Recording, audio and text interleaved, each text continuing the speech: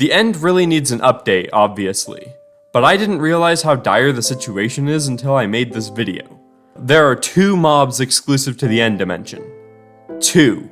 And one of them is a boss that there can only be one of at a time. So in other words, this should be a short video. Despite the lack of mobs in the end, we can all agree that they are some of the most interesting in the game. So today I'll be covering every end mob in the Minecraft franchise. Like, subscribe, and hype the video if you enjoy. At 50,000 subscribers, I'm ranking every splash text, and let's get into the video. Of course, we have to start with the classic Endermen. Endermen are the only mob that can naturally spawn in all 3 dimensions. They spawn in basically every biome with only a few exceptions. They can only spawn in dark areas in each of these. They're neutral mobs, only attacking when they're attacked or if you look them in the eyes.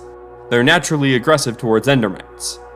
While in an aggressive state, they will begin screaming. Endermen can teleport, and will do so when being attacked, when a projectile approaches, and at random points while passive or aggressive. They cannot be hit with projectiles, even if there's nowhere for them to teleport. They can pick up and place a few different types of blocks, basically anything you can find on the surface of the overworld or the nether, besides trees. They can also pick up TNT, which is interesting. They take damage from any water source, including rain, splash water bottles, and filled cauldrons on Bedrock Edition. They can occasionally drop ender pearls on death. The Ender Dragon spawns on the main end island and can be respawned after it's defeated by placing 4 end crystals on the exit portal. It has a unique song that plays while it's alive called Boss. It's hard to hear without the sounds turned up. It flies in the air circling around the island. It will stay close to obsidian pillars with active end crystals, which will shoot white beams at the dragon that heal it. It can fly through and destroy almost every block, excluding indestructible blocks, blocks that spawn naturally in the end, crying obsidian and respawn anchors, and reinforced deep slate. It has the biggest hitbox of any mob in the game, and it's divided into sections. Hitting different parts of the hitbox is different amounts of damage. It has multiple different attacks. It can dive at the player, which does damage and sends them flying. It will occasionally shoot purple fireballs that have different textures on Bedrock and Java. When they hit the ground, it creates a purple cloud of dragon's breath, which does continuous damage to anyone standing in it. After a while, the dragon will perch, hovering over the exit portal. Arrows can't hit it in this state. If the player is close to the portal, the dragon will spit dragon's breath onto the ground in front of it. It will begin flying again if enough time passes, or if it takes enough damage. When you kill it, it will begin to crack and shoot beams of light out of its body. It will float towards the exit portal, and when it reaches it, it will rise into the air. When it finally finishes, it drops an insanely large amount of experience orbs, which totals up to 12,000 points, or 68 levels worth of experience. The dragon egg will appear on the exit portal, and the portal will open. End gateways will appear around the island to take you to the outer islands. Endermites spawn 5% of the time when you throw an ender pearl. They're hostile towards the player and Endermen on Bedrock Edition. They're arthropods, so they're affected by the Bane of Arthropods enchantment. They don't drop anything when killed. Shulkers spawn exclusively in end cities and end ships. They're hostile towards the player and will shoot them with shulker bullets, which home in on the player and can be broken by hitting them, or if they hit a block. If they hit you, they will give you the levitation effect. The shulker is always attached to a block. If the block it's attached to breaks or moves, the shulker will teleport to a new block. They can also teleport if it's attacked while at less than half health, or if another shulker hits it while its lid was open. And there's a chance that it will leave behind a new shulker if that happens. When its shell is open, it takes damage normally, but if it's closed, it will resist all damage with an equivalent strength of a full set of diamond armor, and it will bounce back arrows.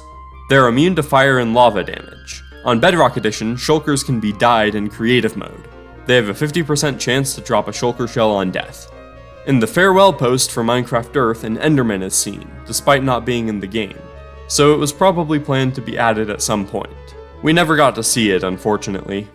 In Minecraft Dungeons, the Enderman is a mini-boss. They can spawn randomly in most of the base game levels, some of the DLC levels, and they spawn at designated points in the Echoing Void levels. As you approach them, your screen will get a static filter. They only attack if you look at them, attack them first, or get too close to it. They can teleport and will sometimes take a few seconds to reappear. They will attack by hitting you with one or both of their arms. Endermites in dungeons spawn in the Stronghold and End levels. They act like silverfish but are slightly stronger. They will do a basic attack when they're close to the player. If you own the Echoing Void DLC, you can use an Enderman as a cosmetic pet. It has a blue eye instead of a red one to differentiate it from the hostile ones. The Shulker in dungeons spawns in both the end levels. They shoot homing bullets that give the player levitation just like in Minecraft. They're used in puzzles throughout the levels. Watchlings spawn in the end levels. They will teleport towards the player when they see them. They can do a basic melee attack and a stronger attack to damage the player. They will occasionally teleport away. Its ancient form is called the Watcher of the End. It's enchanted with Echo, Heal Allies, and Deflect. 6 Blastlings with Radiance Shot will spawn at the same time. It drops Entertainer Garbs, Shadow Crossbows, and Void-Touched Blades. Blastlings are another End exclusive mob. They shoot purple energy blasts from their hands at the player. If you approach them, they will teleport away. Snarelings spawn exclusively in the End. They shoot glowing goop at the player, and if you're hit, you're trapped for a few seconds, similar to the way spiders work. If you are trapped, it will run towards you and spin its arms around as an attack. If you get close to them while not being trapped, they will teleport away. Its ancient variant, called the Swarm, has the enchantments Gravity, Bonus Shot, and Resurrection Aura, and it spawns with 16 Endermites, enchanted with Thorns. It drops a Backstabber, Shadow Crossbow, or Shulker armor. The Ender Scent is a mini-boss that spawns in all of the end levels, and in 6 of the base game levels in hidden areas. You must defeat these first 6 before you gain access to the end levels. Each of them have a unique name and have enchantments to go with them. The Spiked Eye spawns in Creeper Woods and is enchanted with Thorns and Sharpness.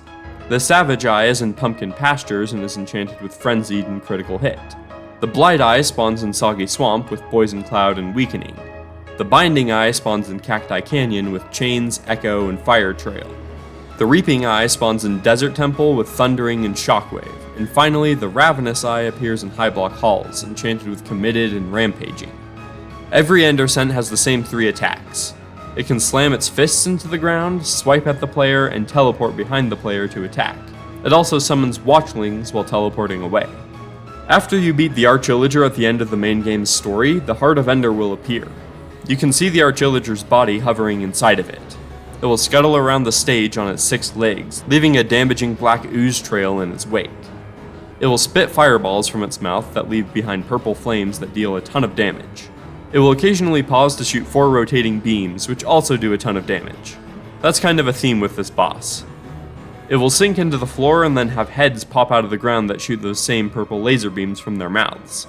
When you finish it off, the screen will go white for a moment, and then a trail of starry black goo will appear. When you follow it, you will find the Archillager struggling with the Orb of Dominance. After a short cutscene, the orb is shattered, which leads to the events of the DLC levels. The final boss of the entire game is the Vengeful Heart of Ender. Throughout the end levels, we see a weakened form of this mob crawling around.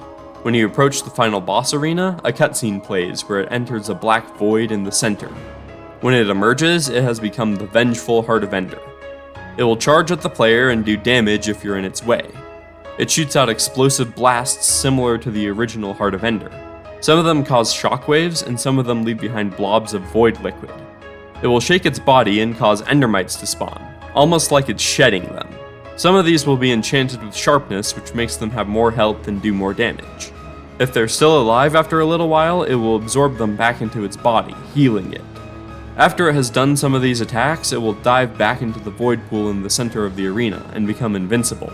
It will either start a gravity attack where the player is pulled towards the pool while it summons endermites and causes explosions, or a blast attack where crystals rise from the ground while the boss spins around, shooting purple blasts. The crystals reflect the blasts, and the lower health the boss is, the more blasts it shoots out. If you defeat it, a cutscene plays where it shoots laser beams out of its many eyes and then topples over and crumples to dust. In some concept art for the game, we can see some designs for a mob called the Gruntling.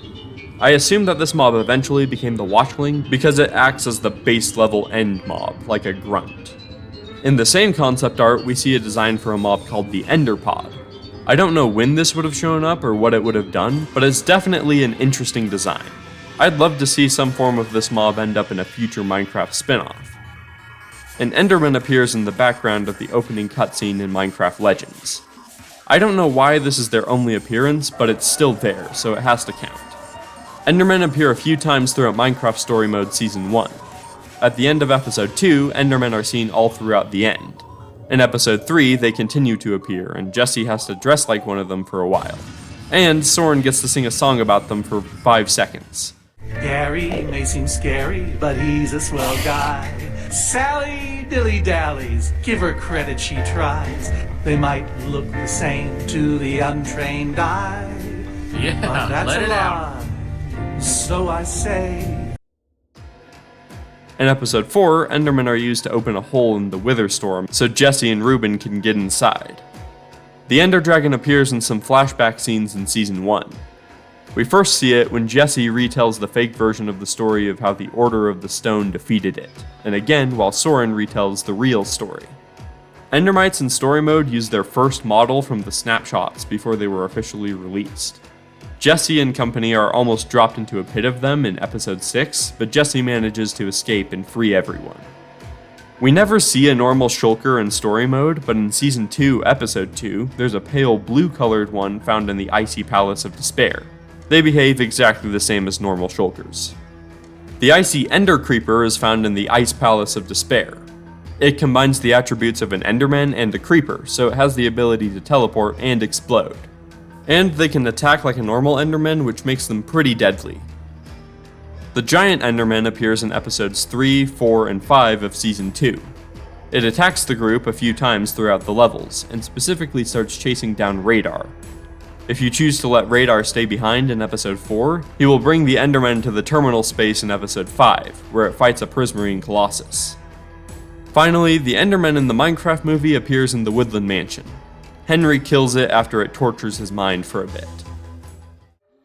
And with that, that's every end mob in the Minecraft franchise. Mojang, please give us an end update.